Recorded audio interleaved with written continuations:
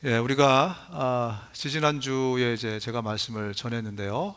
지지난주에 함께 말씀을 나눌 때 우리의 신앙생활, 믿음 생활이 되어야 된다. 종교 활동이 돼서는 안 된다라는 말씀을 나눴습니다. 기억하십니까? 우리 종교 활동이란 무엇인가? 주일날만 내 믿음이 살아있는 게 종교 활동이에요. 지금 이 시대에 많은 사람들이 종교 활동을 하는 분들이 많습니다.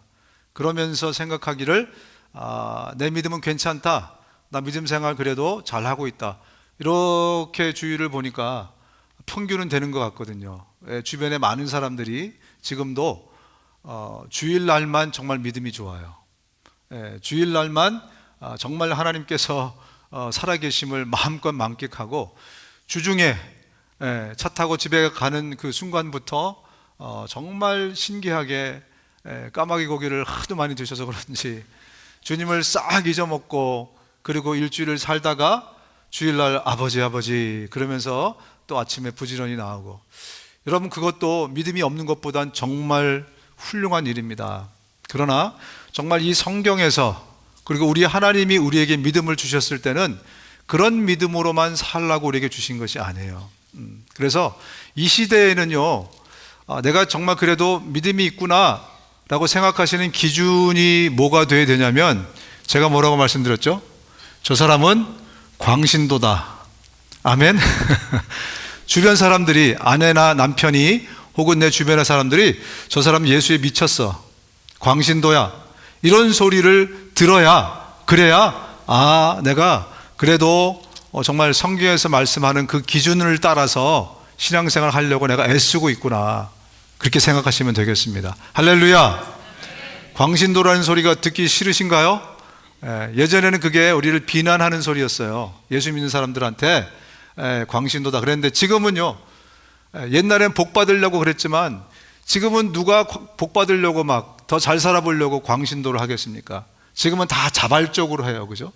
진짜 내가 예수 사랑해서, 하나님 사랑해서 막 주님께 나오기 때문에 지금 이 시대는 광신도라는 소리가 칭찬이에요. 저와 여러분 모두가 정말 광신도라는 소리를 들을 수 있기를 주님으로 축원드립니다. 할렐루야. 계속해서 오늘 우리가 우리의 믿음을 좀 살펴보려고 해요. 오늘 제목을 믿음을 위해 투자하고 계십니까? 라고 제목을 제가 잡아봤습니다. 우리 믿음 생활하면서 소중한 것들이 굉장히 많잖아요. 중요한 것들이 굉장히 많잖아요. 그죠? 그 중에 단연 넘버 1, 2, 3 안에 들어가는 게 믿음입니다. 믿음.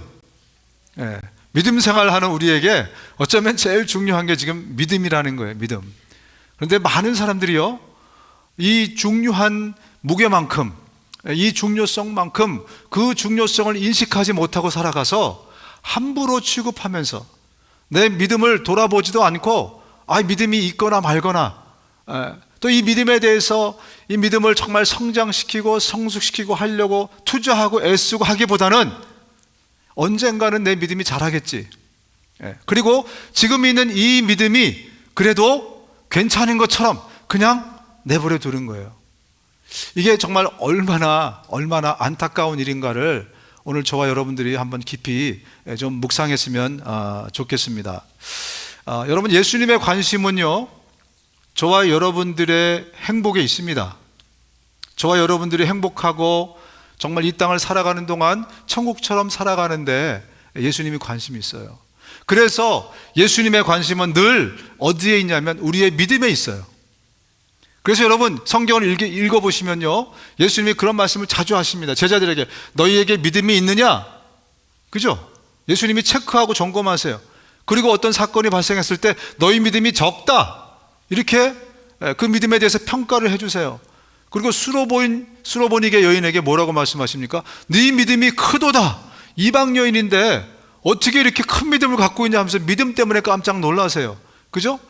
그리고 또 이 혈류병 걸린 여인 있잖아요. 그 여인에게 뭐라고 말씀하십니까? 네 믿음이 너를 구원했다. 믿음을 보세요.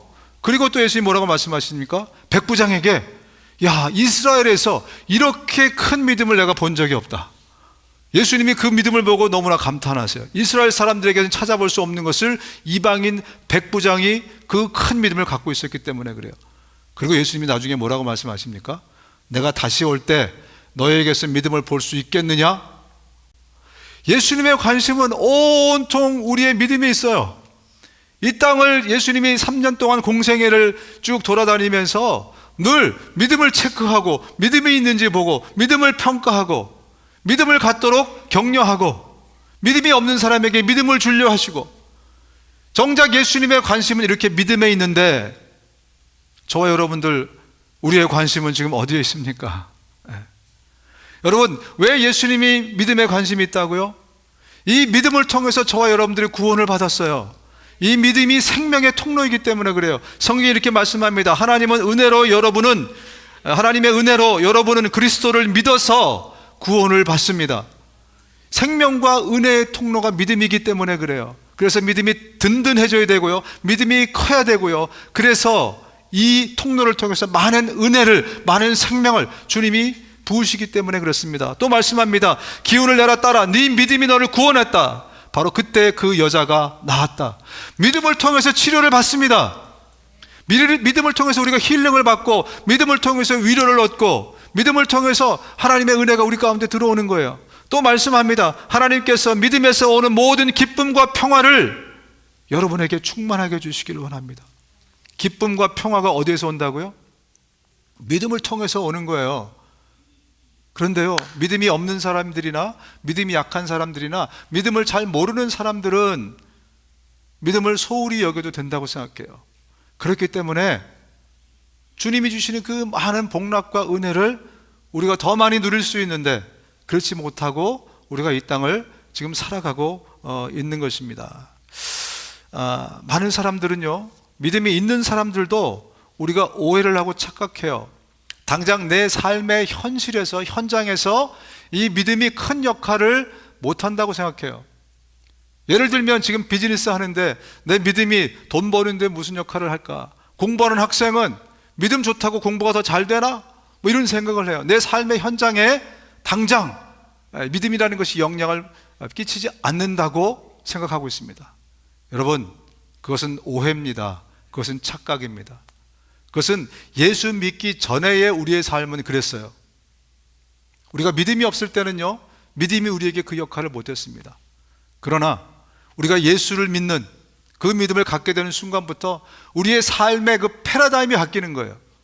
우리의 삶의 전체 그 기초와 기반이 완전히 바뀌는 거예요. 믿음 위에서 모든 것을 우리가 하게 되었습니다. 여러분, 믿음을 따라서 주님이 복을 주십니다. 믿음의 통로를 통해서 우리가 정말 내 힘으로 할 수 없는 그 일들이 그 믿음을 통해서 우리에게 옵니다. 그러니까 히브리서 11장에 말씀하잖아요. 믿음은 보이지 않는 것들의 증거고 바라는 것들의 실상이라고. 그죠? 이토록 믿음은 중요한 거예요. 그런데 여러분, 우리는 지금 어디에다가 우리의 시간을 투자하고 열정을 투자하고 여러분 소망을 두고 계십니까? 저와 여러분들의 믿음이 성장해야 됩니다. 성숙해야 돼요. 이 통로가 든든해지고 커져야 돼요. 그리고 이것을 통해서 많은 믿음의 열매가 맺혀야, 그래야 주님 보시기에 아름다운 삶을 저와 여러분들이 살게 되는 것입니다. 보석으로 알아보지 못하면 너무 안타까운 일이 우리의 삶에서 발생해요. 이건 실제 있었던 일입니다. 그리고 이런 일이 계속 발생하고 있어요. 여러 건을 제가 알고 있는데 하나만 소개하자면, 얼마 전에 이 커네리컷에서 어떤 사람이 야드 세일에 갔어요. 그라지 세일에 가가지고 무슨 이렇게 접시 하나, 사진 보니까 접시더라고요. 접시 하나를 35불에 샀습니다. 근데 이 사람이 보니까 참 이쁘기도 한데 굉장히 뭔가 좀 가치 있어 보여요. 그러니까 접시 하나가 35불 야드세일에서 팔겠죠. 보통 한 3불에 팔 텐데, 그죠? 그래서 소더비라는 경매 회사에다가 의뢰를 했어요. 사진을 찍어가지고. 그랬더니 어머나 이게 35불 주고 샀는데요, 이 가치가 50만 불이에요. 50만 불. 와우, 이거는 실화입니다. 실화. 이 소더비에서 보니까 전 세계에 6개밖에 없는 명나라 시대 때 만든 그릇이라고 합니다. 여러분, 이게 밝혀지는 순간 누가 잠을 못 잤겠습니까? 판 사람이요, 산 사람이요. 둘 다 잠을 못 잤습니다. 한 사람은 35불 투자했는데, 그죠? 엄청난, 지금 50만 불이면 집 한 채입니다. 집 한 채. 그렇지 않습니까? 웬만한 주에서, 캘리포니아는 아니지만. 평생 동안 잠 못 이룰 사람이 있습니다. 누굽니까? 그 가치를 못 알아본 사람. 35불로밖에 못 알아본 사람. 이 사람은 50만 불 때문에 평생 잠을 못 잘 거예요. 그죠? 자다가도 생각하면 아이고 아까워, 아이고 아까워. 여러분, 그까지 50만 불 때문에 잠을 못 자는데 50만 불보다 훨씬 더 위대하고 밸류가 있고 가치가 있는 이 믿음, 우리가 그 믿음을 지금 어떻게 여기고 있냐는 겁니다. 어떻게 이 믿음을 내가 다루고 있냐는 겁니다. 이 믿음이 성숙되게 하기 위해서, 성장시키기 위해서 우리가 얼마나 투자하고 애쓰고 노력하고 있냐는 겁니다. 여러분, 황금을 보기를 돌같이 하라고 한 사람이 누굽니까? 최영 장군이죠. 황금을 보기를 돌같이 하라. 제가 옛날에 초등학교 때, 국민학교 때 배운 것 같은데, 여러분, 사실 황금을 보기를 돌같이 하라는요, 최영 장군이 한 말이 아닙니다. 하나님이 저와 여러분들에게 하신 말씀이에요. 베드로서에 이렇게 말씀하고 있습니다. 황금보다 훨씬 더 귀한 여러분의 믿음은 많은 단련을 받아 순수한 것이 되어서 예수 그리스도께서 나타나시는 날에 칭찬과 영광과 영예를 차지하게 될 것입니다. 너무 중요한 구절이에요. 뭐라 그럽니까? 믿음이 뭐보다 귀하다고요? 황금보다 귀하다는 거예요. 지금은 다이아몬드가 더 비싸죠, 그죠? 당시에 성경이 쓰여질 때는 황금이 제일 비싼 거였어요. 여러분 집안에서 제일 비싼 게 뭐죠 지금? 믿음. 할렐루야. 여러분 집안에서 제일 비싼 걸 찾아보면 아마 떠오르는 게 있을 겁니다. 어떤 사람은 보석 상자가 생각이 날 거고, 그죠? 어떤 사람은 집 문서가 생각날 거고, 여러 가지 것들이 생각이 날 겁니다. 그런데 그것보다 더 비싼 게 뭐라고요? 믿음이라는 거예요. 그리고 예수님이 이 땅에 오셨을 때 우리의 뭐를 본다고요? 믿음을 보시고, 그걸 통해 영광 받으시고, 그걸 통해 칭찬하시고, 그걸 통해서 우리를 격려해 주신다는 거예요. 예수님은 이 땅에 계실 때에도 계속해서 우리의 믿음을 점검하고 체크하시고 믿음에 관심을 가지셨을 뿐만 아니라 주님이 다시 오는 그날에도 주님은 우리의 믿음을 점검하고 확인한다는 거예요.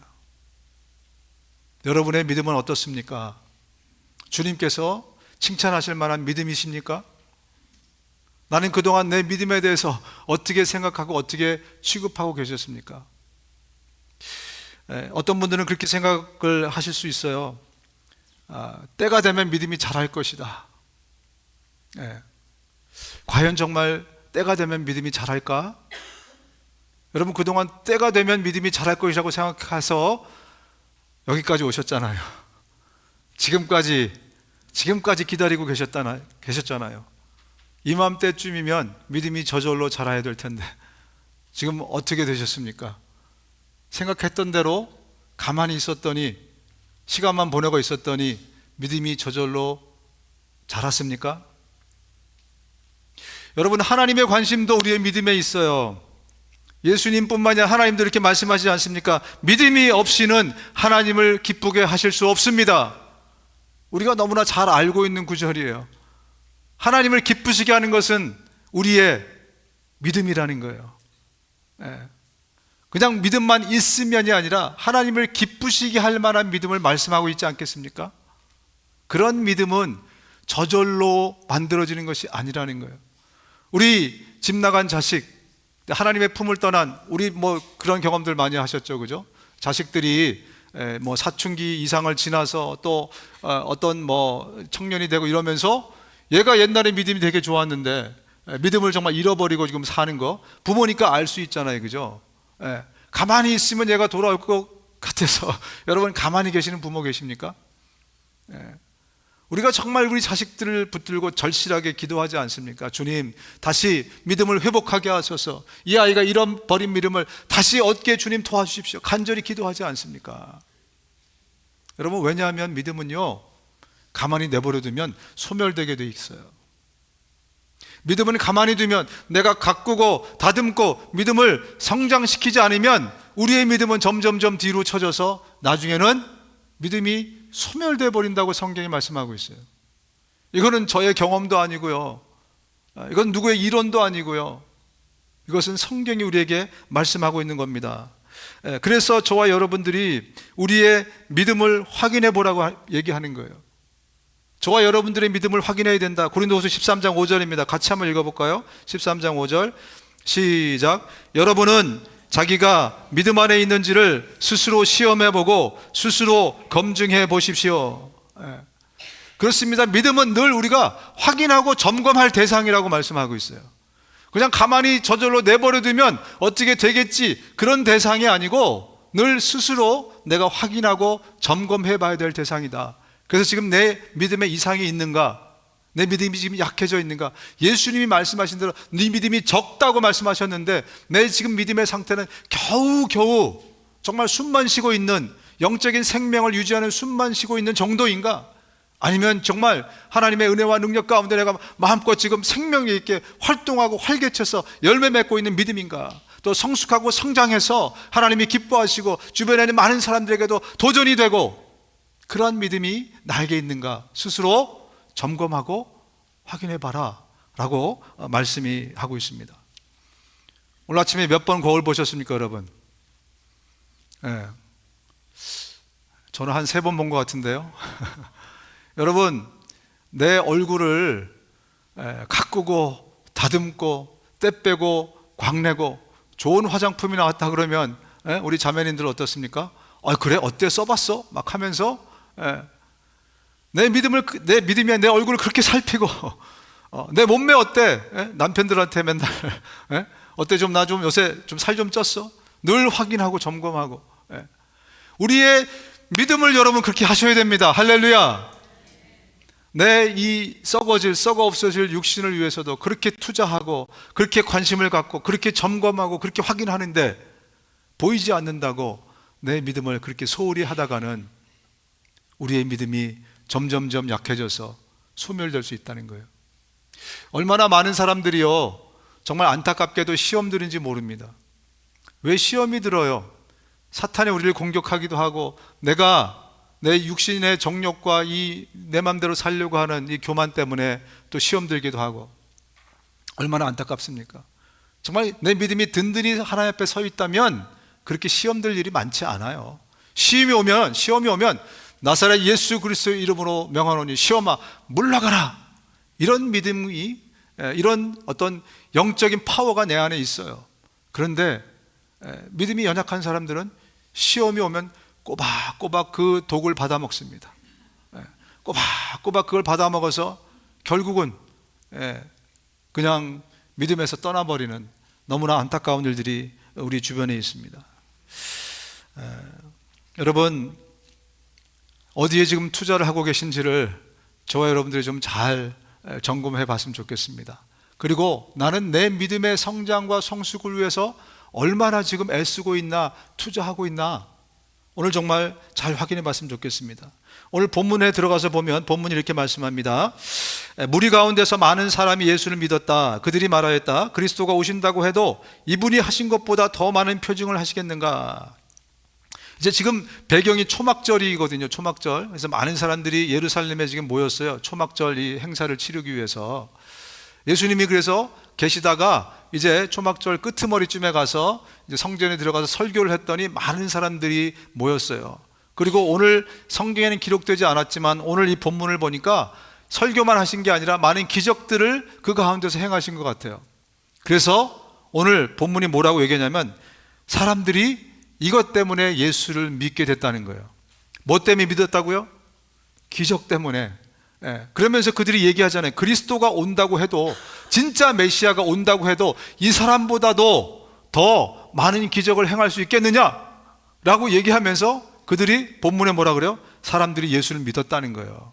기적 때문에 믿었대. 기적 때문에. 우리는 이 얘기를 들으면 약간 걱정이 좀 됩니다. 왜냐하면 우리가 앞장에서 기적 때문에 믿은 사람들의 믿음이 나중에 어떻게 됐는지를 알고 있기 때문에 그래요. 지금 잊어먹으셨겠지만 2장에 어떤 일이 있었냐면, 요한복음 2장에 어떤 일이 있었냐면 예수님이 처음 공생애를 시작하는 일이 나와요. 예수님 처음 공생애를 시작했을 때 예수님이 공생애를 3년 동안 지내면서 4번의 유월절이 지나가거든요. 근데 그 첫 번째 유월절에 예수님이, 그게 요한복음 2장에 나오는데, 많은 기적을 일으켰어요. 많은 기적을 일으키니까 사람들이 예수님을 믿었어요. 뭐 때문에? 기적 때문에. 예수께서 유월절에 예루살렘에 계시는 동안에 많은 사람이 그가 행하는 표징을 보고 그 이름을 믿었다. 그러면서 얘기하기를, 그러나 예수께서는 모든 사람을 알고 계심으로 그들에게 몸을 맡기지 않으셨다. 뭐라고 말씀하세요? 그들이 예수를 믿었는데 그 믿음을 예수님이 트러스트하지 않았어요. 저 믿음은, 저거는 믿음이긴 믿음이지만 언제 사라질지 모르는 믿음이기 때문에 그 믿음을, 크레딧을 예수님이 주지 않았다. 그러한 말씀이세요. 여러분, 우리는 오늘 7장인데 5장에 이제 쭉 보면 어떤 이야기가 또 나와 있습니까? 오병이어의 기적이 거기 나오잖아요, 그죠? 그때도 많은 사람들이, 갈릴리에서 그때는 많은 사람들이 오병이어의 기적을 체험하고 예수를 믿었어요. 그래가지고 예수님 왕으로 막 옹립하려고 하고 막 그런 일들이 벌어졌었습니다. 그런데 어떻습니까? 우리가 6장에서 확인한 것처럼 예수님이 그 사람들 앞에서 내 피를 먹고 내 살을 마셔라 라고 얘기하니까, 아니 우리 보고 식인종이 되라고, 그러면서 예수님의 제자들 이외에는 다 떠나버린 것을 우리가 확인할 수 있습니다. 기적을 통해서 믿음을 가져도 그것은 믿음입니다. 그런데 도대체 왜 예수님이 그 자체를 인정하지 않으셨을까? 왜 예수님이 자기 자신의 몸을 거기에 맡기지 않고 크레딧을 거기에 주지 않았을까? 여러분, 오늘 본문도 지금 마찬가지거든요. 지금 조금 아까 우리가 읽었잖아요. 그들이 예수님이 행하시는 이 기적을, 초막절에 행하시는 기적을 통해서 그들이 믿었다는 거예요. 그런데 이 사람들이 나중에 어떻게 됩니까? 앞으로 6개월 되면 예수님이 십자가에 달리십니다. 6월절이 와요. 지금 6개월 전에 초막절에 일어난 사건이 오늘 본문이거든요. 6개월 뒤에 이 믿었다는 사람들이 어떻게 변합니까? 폭도로 변합니다. 이들이 우리에게 바라바를 내줘라, 저 예수를 십자가에 못 박아라. 그들이 믿음이 있었는데 도대체 어떻게 된 것인가? 6개월 뒤에는 왜 예수를 십자가에 못 박으라는 폭도로 그들이 변했는가? 우리가 한번 심각하게 들여다봐야 되지 않겠습니까? 여러분, 여러분들이 예수를 믿을 때 여러 경로를 통해서 믿으셨을 거예요. 부모님을 통해서, 친구의 소개를 통해서, 지나가는 사람이 주는 전도지를 받고, 같이 일하는 동료가, 혹은 어떤 사람은 병을 고치면서, 예전에는 그런 분들이 굉장히 많았습니다. 지병을 갖고 있었는데 가서 기도받고 나오면서 예수를 믿게 되고, 여러 가지 많은 경로를 통해서 믿었어요. 그래서 한때 우리 한국교회가 엄청 부흥해가지고요, 제가 한국에 있을 때 80년대 90년대 이때는요, 어떻게 얘기를 했냐면, 우리 대한민국에 4천만, 제가 80년대는 4천만이었어요. 4천만에 있는 백성들, 우리 사람들 중에 1200만이 크리스찬이다 그랬어요.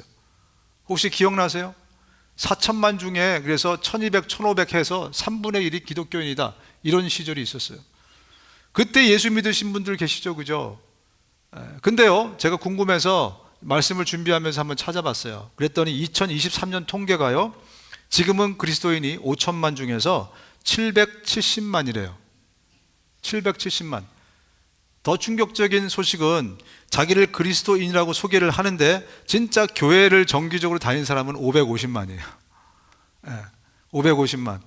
그 중에 거품 좀 빼면 한 500만이 지금 그래도 예수 믿는다라는 사람들이거든요. 여러분, 650만, 700만이 지금 어디 갔습니까? 그때 그들이 나랑 같이 믿을 때 그 사람들은 착각했던 겁니까? 그 사람들은 믿음이 없었던 거예요? 도대체 그들의 믿음은 지금 어디 있길래 흔적도 없이 사라져 버렸는가? 물론 일부는 돌아가셨겠죠, 그죠? 30년이 지났으니까 일부는 돌아가셨겠죠. 그러나 제가 말씀드리고 싶은 것은, 우리의 믿음이라는 것은요, 내가 그냥 내버려 두면 저절로 자라는 것이 아니라는 거예요. 믿음은 성장하지 않으면 멈춰서 있는 게 아니라 소멸됩니다. 이거 말씀드리고 싶은 거예요. 믿음은 성장하지 않으면 가만히 정체되어 있는 게 아니고요, 유지되는 게 아니고요, 소멸해 버립니다. 저는 예전에 정말 많이 믿음이 있던 사람들이 그 믿음을 계속해서 메인터넌스를 못할 때 어떻게 되는지를 많이 봐왔어요.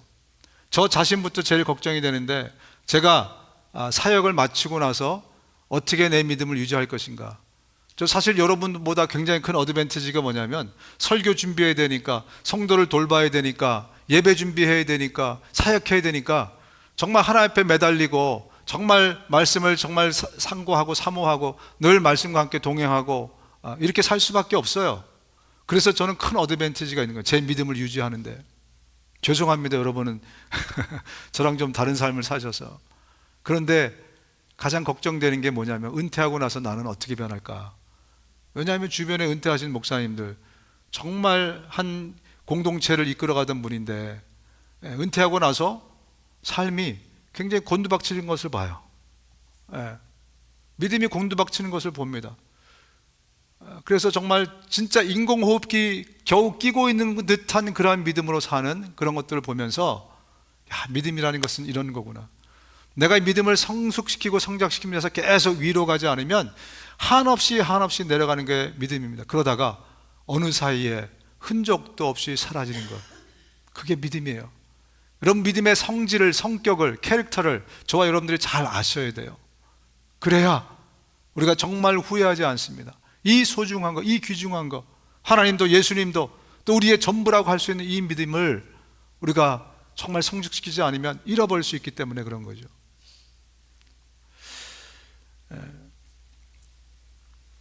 여러분, 한번 내가 정말 잘 믿었다고 이 믿음이 그대로 유지되는 거 아닙니다. 옛날 얘기 이제 안 했으면 좋겠어요. 내가 청년 시절에 청년부 회장했다는 얘기 안 했으면 좋겠어요. 전도하다 보면 그런 사람 굉장히 많이 만나면, 내 학생 때 학생부 나 회장이었다고. 도대체 그 믿음이 어디 갔습니까? 그때 그 믿음이 가짜였습니까? 물론 가짜였을 확률도 많아요. 그런데 많은 분들이요, 그 뜨거웠던 믿음, 열정을 잃어버리고 나서 그냥 과거를 곱씹는, 나도 한때 믿음이 좋았었다 라고 얘기하는 분이 얼마나 많은지 모르겠습니다. 주님이 이렇게 말씀합니다. 거룩하게 살기를 힘쓰십시오. 거룩해지지 않고서는 아무도 주님을 뵙지 못할 것입니다. 다 같이 읽겠습니다. 하나님의, 시작. 하나님의 떨어져 나가는 사람이 아무도 없도록 주의하십시오. 하나님의 말씀이 이렇게 우리에게 얘기하고 있습니다. 은혜에서 떨어져 나갈 수 있다고 말씀하고 있는 거예요. 그래서 조심하라. 제 얘기도 아니고 어떤 유명한 사람의 이야기도 아니고 성경 말씀이, 하나님의 말씀이 우리에게 이야기하고 있습니다. 내 믿음을 성장하고 성숙시키지 않으면 이 믿음을 언젠가 이 믿음에서 떨어져 나가게 된다라는 경고를 저와 여러분 가운데 주고 있지 않습니까? 여러분, 믿음은 하나님의 은혜로 얻습니다. 내가 노력해서 얻을 수 있는 성질의 것이 아니에요. 하나님을 정말 우리 겸손하게 주님 앞에, 주님, 나에게도 믿음 주십시오. 이 소중한 믿음을 나에게도 주십시오. 오늘 저와 여러분 가운데 혹시 아직까지 믿음이 없으신 분, 예수를 안 믿는 분이 계시다면, 여러분 겸손하게 주님 앞에 나가서 엎드릴 때 주님이 주십니다. 우리 모두에게 다 주셨기 때문에, 또 이 모두에게 구하는 자에게 다 주시겠다고 약속하셨기 때문에 여러분들이 오늘 이 설교를 통해서 예수님을 만나기를 정말 원합니다. 이 믿음이 정말 소중하고 이 믿음보다 더 귀중한 게 없기 때문에, 여러분에 있는 집문서보다 더 가치 있는 것이기 때문에, 이것은 영원한 가치 있는 것이기 때문에, 이것은 내 육체뿐만 아니라 내 본질인 영혼을 살리는 것이기 때문에 이 믿음을 정말 여러분 사모하시기를, 소망하시기를 간절히 기원합니다. 또 우리가 기도해 드릴 거예요. 나도 믿음 갖기 원한다고 말씀하시면 우리가 정말 여러분을 위해서 새벽마다 계속 기도해 드릴 걸 약속드리겠습니다. 여러분, 초대교회에 7집사가 있었습니다. 초대교회에서 7집사를 처음 뽑지 않습니까? 집사가의 기원이 거기서 나오는 거거든요. 근데 사도들이 부탁을 하죠. 그 퀄리피케이션이 뭔가, 어떤 사람이 집사로 뽑아야 되는가 하면서 부탁하기를, 여러분 기도하면서 신망이 있는 사람, 인격이 있는 사람 얘기하는 거예요. 신망이 있는 사람, 그리고 또 얘기하기를 성령과 지혜가 충만한 사람을 뽑아달래요. 그래서 뽑힌 사람 7명은요 다 인격적으로 그렇고 신망이 있고 또 성령에 충만한 사람이었어요. 그 다음에 지혜가 있는 사람이었어요. 그런데 말입니다, 시간이 한참 흘러서 초대교회 교부들이 어떻게 얘기를 했냐면, 버가모 교회 이 계시록에 나오는 버가모 교회를 굉장히 혼탁하게 하고 영적으로 어지럽게 했던 사람들이 니골라 당이라고 부르는데, 그 니골라 당을 만든 니골라가 우리 일곱 집사 중에 나오는 그 니골라라는 거예요. 도대체 무슨 일이 있었길래 이 니골라 당이 얼마나 그 당시에 이 세상을 어지럽혔냐면, 이런 식의 주장을 한 거예요. 우리가 구원을 받으면, 믿음이 생기면 우리의 구원은, 믿음은 보장됐기 때문에 우리 육체적으로는 마음대로 살아도 된다. 그래서 간음을 하거나 죄 짓고 살아도 괜찮다. 구원을 잃어버리지 않는다. 그렇게 니골라당이 가리킨 거예요. 이거를 신학적으로 어려운 말로 영지주의라고 얘기합니다. 영지주의. 영지주의에 여러 분파가 있는데 그 한 분파가 바로 이 니골라당이었어요. 그래서 맘대로 죄 짓고 살라는 거예요. 오히려 회개하는 것이 죄다. 왜? 이미 구원받았는데 하나님의 은혜를 네가 추스하지 않는 것이 아니냐? 여러분, 지금 누가 이걸 주장하고 있습니까? 구원파라는 사람들이 주장하고 있어요. 뭐 세몬지 네몬지 뭐 아시잖아요, 그죠? 그 구원파에서 똑같은 것을 주장하고 있습니다. 그래서 제가 다시 한번 또 실수하지 않게 해서 확인을 해봤더니 그게 구원파의 확실한 이론이더라고요. 여러분, 니골라도 처음에 그렇게 믿음이 있었던 사람이에요. 신망이 있었던 사람이고 성령에 충만했던 사람이에요. 그러나 그 사람도 구원파 같은 엉뚱한 짓을 벌일 수 있는 그런 사람이 될 수 있다는 겁니다. 그렇다면 지금 나의 믿음은, 내가 어떻게 나의 믿음을 잘 메인터넌스 해야 될 것인가? 우리가 한번 깊이 심각하게 돌아봐야 되지 않겠습니까? 여러분, 어떤 분들은 믿음이 성장하려면 설교를 잘 들으면 된다, 이렇게 생각하는 분들이 계세요. 왜냐하면 그동안 목사님들이 그렇게 얘기를 많이 했기 때문에 그래요. 여러분, 설교를 잘 들었는데, 빠지지 않고 주일마다 설교 잘 들었는데 내 믿음이 놀랍게 성장했다라고 생각하는 분 계시면 한번 속으로 한번 손을 들어보세요. 여러분, 제가 분명히 말씀드리지만 설교를 잘 들어서 믿음이 성장한다고 볼 수 없습니다. 그럴 수도 있겠죠. 그러나 거의 대부분의 경우는요, 제 목회 경험상으로 봐도, 또 우리 선배 목사님의 말씀을 들어도요, 설교 잘 듣고 주일날 주일 예배만 잘 지켜서 믿음이 성장한 사람은 없다고 얘기합니다. 어떤 식으로 얘기하냐면, 내가 30년 동안 이렇게 설교하고 목회했는데 사람이 왜 안 변하지? 사람이 왜 안 변하지? 그런 얘기를 많이 해요. 저는 속으로 그 답을 알고 있죠. 여러분, 설교만 들어서 여러분의 믿음이 자라면 얼마나 잘할 것 같습니까? 목사님, objection, 반대 의견이 있습니다. 성경에 말하기를 믿음은 들음에서 난다고 하던데요. 또 그런 설교 많이 들었는데, 그래서 열심히 듣고 잘 들으면 그런 믿음이 자란다고 그랬는데 목사님 왜 반대 얘기를 하십니까? 이런 분이 여기에 많이 계실 수 있어요. 여러분, 그 말씀이 어디 나오냐면, 믿음은 들음에서 생기고 들음은 그리스도를 전하는 말씀에서 비롯됩니다. 로마서 10장에 나옵니다. 여러분, 이 로마서 10장을 우리가 잘 해석해야 되는데, 믿음이 들음에서 온다는 이 얘기를 하게 된 배경이 뭐냐면요, 누가 복음을 전해줘야, 그래야 내가 듣고, 그래야 내 안에 믿음이 생기잖아. 그러니까 내 믿음이 생기기 위해서 여러분, 복음을 좀 전해주십시오, 이 얘기하면서 나온 말씀이 바로 이 말씀이에요. 아무것도 없어요. 지금 믿음이라는 게 하나도 없어요. 근데 믿음이 생기기 위해서는 누가 전해줘야 내가 들을 거 아니에요. 듣고서 믿음이 생길 거 아니에요, 그죠? 그 얘기를 하느라고 이 말씀을 하신 것이지, 믿음이라는 것이 들으면 성숙한다, 성장한다, 그 얘기하는 게 아닙니다, 여러분. 또 이 신명기 6장에 보면 쉐마 이스라엘, 들으라 이스라엘라고 얘기하고 있죠. 너희들이 악한 길로 빠지지 않기 위해서, 망하지 않기 위해서 너희들은 나를 들으라 하면서 쉐마 이스라엘 하면서, 지금도 이 이스라엘 사람들이 굉장히 중요시 여기는 말씀이 있습니다. 자, 부모가, 우리 김창기 집사님 어머니가 오늘 오셨잖아요, 그죠? 한국에서. 창기야, 너 내 말 좀 들어. 그러면 내 말 잘 들어. 그러면 그게 무슨 의미입니까?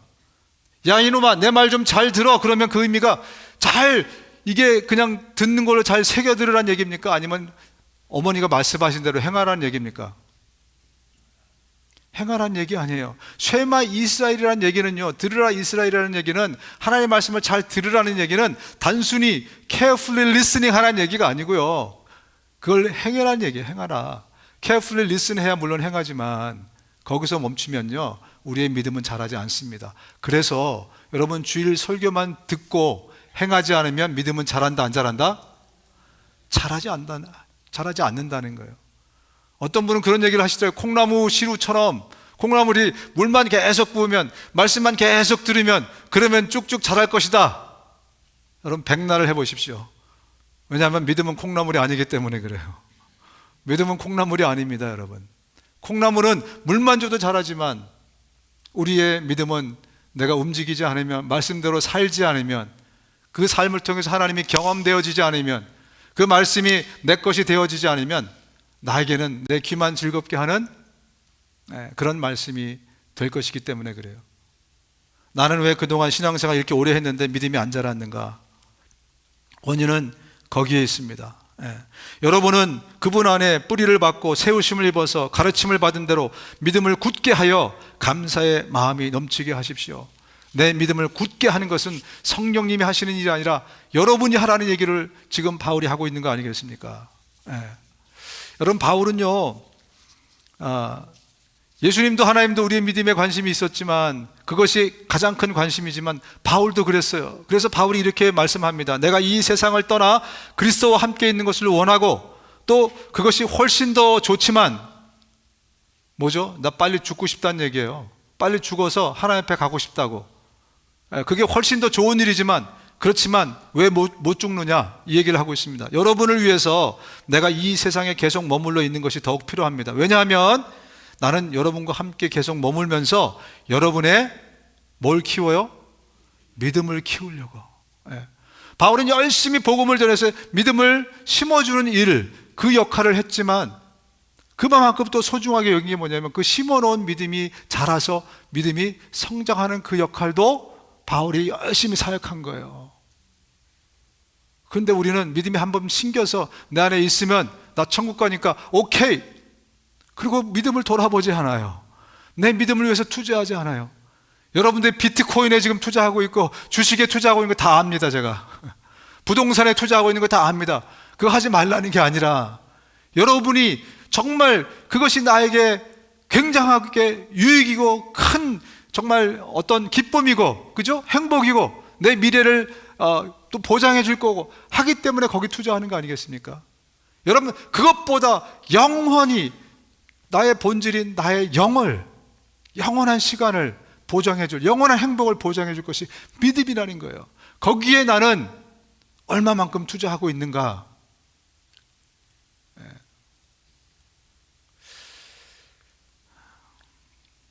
랜디 알코인이라는 분이 이런 얘기를 합니다. 우리가 이 땅에서 할 수 있는 가장 현명한 투자는 천국의 보물을 쌓는 것이다. 우리 중에 안 그런 분도 계시지만, 여러분, 우리는 이 육신을 다 내려놓고 천국에서 영원히 살 것을 믿으십니까? 우리의 믿음이 바로 저 천국을 향해 있습니까? 그렇다면 우리가 천국을 향한 준비를 하고 계신지를 내가 살펴봐야 되잖아요. 그죠? C.S. 루이스라는 유명한 분이 이렇게 말씀합니다. 이 세상의 모든 행복은 천국의 예고편에 불과하다. 행복이라는 게 우리가 뭔지 모르니까 육체를 입고 있는 동안에 여기서 맛배기를 보는 거라는 거예요. 진짜 행복은 어디 있다고요? 저 하늘에, 저 천국에 우리가 죽어서 누릴 진짜 우리의 삶. 우리의 믿음이 바로 거기 있지 않습니까? 부활한 다음에 우리의 믿음이 바로 거기 있지 않습니까? 그렇다면 우리가 그것을 준비하기 위해서 우리의 믿음의 투자를 더 많이 해야지, 이 땅에 살 것에 그냥 다 때려놓고, 그죠? 우리의 시간도 에너지도 열정도 관심도 모든 것도 다 곧 있으면 우리 안에서는 10년, 20년, 30년, 40년 다 다르시겠지만 곧 있으면 사라질 거기에다가 우리가 진짜 그야말로 우리 젊은 사람들에게 몰빵, 영혼을 끌어다가 거기다 갖다 몰빵해버리면 어떻게 하자는 겁니까, 여러분?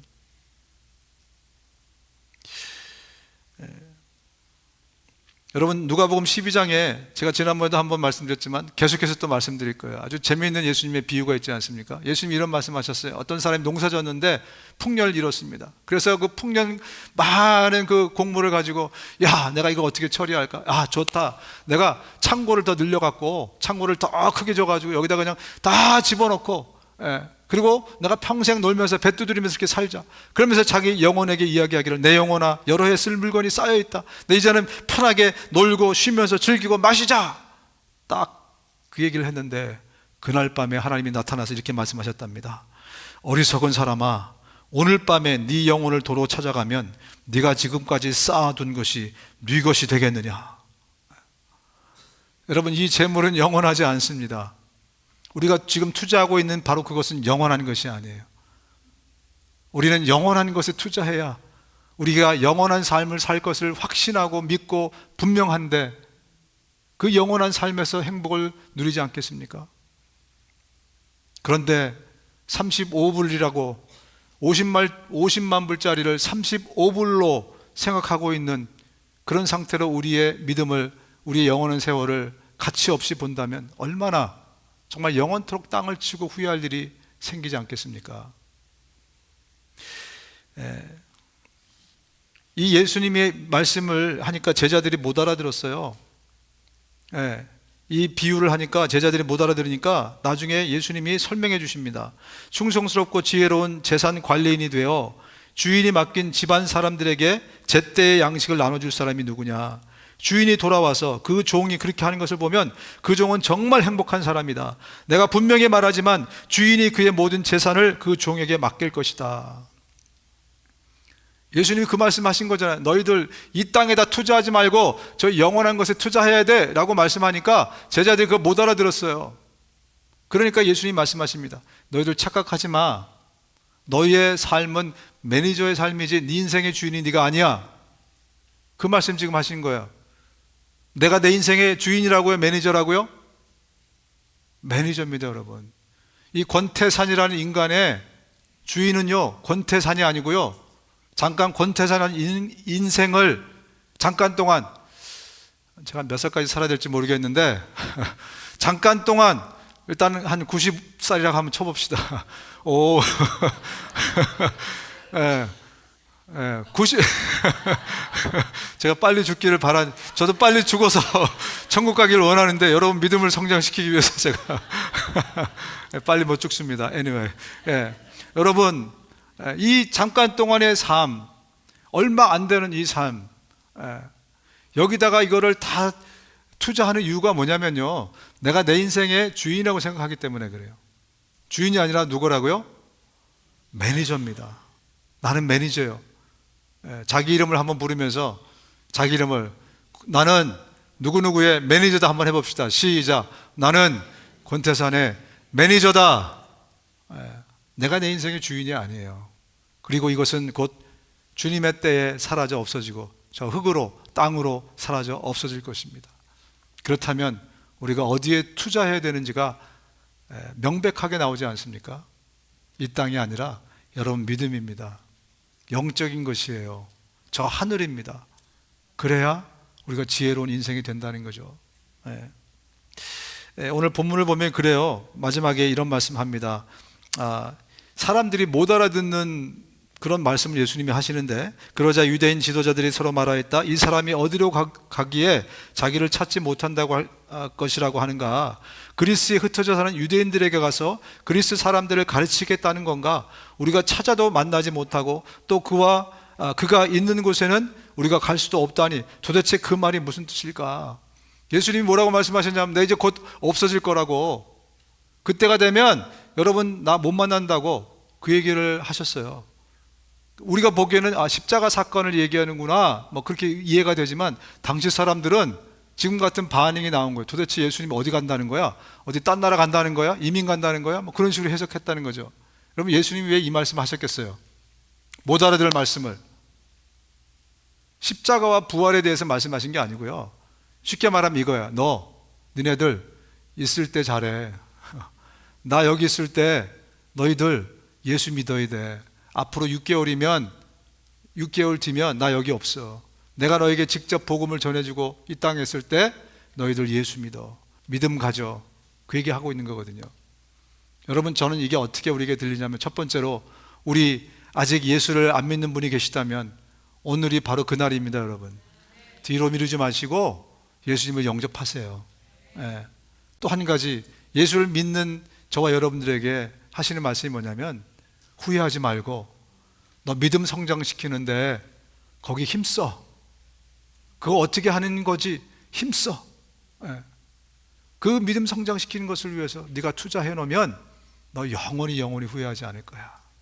저절로 잘하지 않아. 내버려 두면 오히려 없어져. 늘 시험 들고 삶이 뒤죽박죽되고 맨날 시험 들었다고 질질 짜고, 교회를 옮기면 좋을 것 같지. 가봐. 거기 가봐 또. 아니, 너 때문에 딴 사람 시험 들어. 예. 또 주님이 그렇게 말씀하시는 거예요. 기회가 있을 때 주님이 오늘같이 말씀하셨을 때, 이제 좀 하나님 말씀하셨으므로 내가 제대로 깨닫고 내 이 육신이 아니라 영원한 것에, 내 믿음에 내가 투자해야 되겠구나. 베드로가 간절히 얘기합니다. 주님의 날은, 같이 한번 읽겠습니다. 베드로후서 3장 10절입니다. 시작. 주님의 날은 도둑같이 갑자기 올 것입니다. 그날에는 하늘이 큰 소리를 내며 사라지고 천체는 불에 타서 녹아버릴 것이며 땅과 거기 있는 모든 것이 타서 없어질 것입니다. 모든 것이 이렇게 녹아버릴 텐데 여러분은 어떤 사람이 되어야 하겠습니까? 여러분은 어떤 사람이 되어야 하겠습니까? 여러분의 삶을 지금 어떻게 해야 되겠습니까? 그 질문을 베드로가 하고 있습니다. 곧 없어질 텐데, 천체도 없어지고 이 육신도 없어지고, 정말 저와 여러분들이 오늘 이 말씀을 하나님의 음성으로 들으실 수 있기를 주님의 이름으로 축원드립니다. 눈 감으시겠습니다. 아직까지 여러분 가운데 믿음이 없으시다면 오늘이 그날입니다. 우리 성도들이 예수님이 영접하는 기도를 여러분을 위해서 같이 할 텐데, 아직까지 여러분 가운데 믿음이 없는 분들, 나 예수님 만나고 싶습니다. 오늘 설교 들으니까 내가 믿음 가져야 이 세상의 최고의 것을 갖는 것을 이제 알게 됐습니다. 내가 믿음 가져야 구원받고 천국 가는 거 이제 알게 됐습니다. 내가 예수님 영접하겠습니다 라고 생각되시는 분들은 우리 온 성도가 이 기도를 할 때 함께 따라하면서 예수님을 여러분 마음의 중심에, 여러분이란 존재의 중심이 마음이에요. 그 마음의 중심에 예수님이 영접하시기 바랍니다. 예수님, 내가 죄인으로 태어나 죄 짓고 살아가는 죄인인 것을 고백합니다. 나의 죄를 용서해 주옵소서. 예수님이 내 죄를 대신해서 십자가에 죽으시고 부활하셔서 감사합니다. 내가 이제 예수님을 내 구세주요 인생의 주인으로 모시기 원합니다. 나를 불쌍히 여기셔서 내 마음에 들어오시옵소서. 이제 나를 다스려 주시고 하나님의 나라로 나를 인도해 주십시오. 예수님의 이름으로 기도합니다. 아멘.